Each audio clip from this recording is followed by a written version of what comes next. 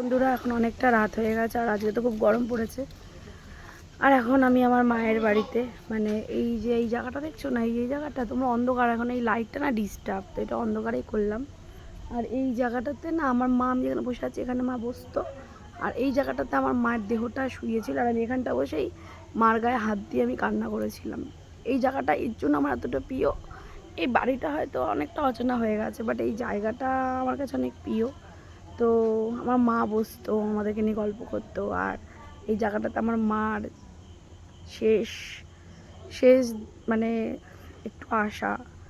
মাকে যখন মানে দড়ি দিয়ে বেঁধেছিল না, আমি বলছি আমার মাকে কেন বেঁধেছো তোমরা, আমার মা লাগছে, আমার মাকে ছেড়ে দাও। মার হাতটা ধরছি, মার গাল ধরছি।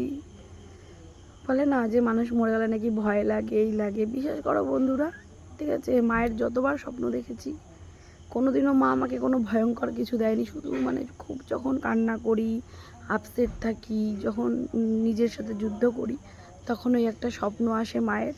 আর মা ওই স্বপ্নটা আমাকে এত ভালোবাসে দিয়ে যায়, পরের দিন আমি উঠে দাঁড়াই। তো এটাই হচ্ছে বাস্তব। আর এই লাইটটা ডিস্টার্ব হয়েছে, তার জন্য এই জায়গাটা খুব শান্তি। তাই ঘরের ভেতর না ঢুকে আমি এখানটা বসে খুব শান্তি পাই। চলো।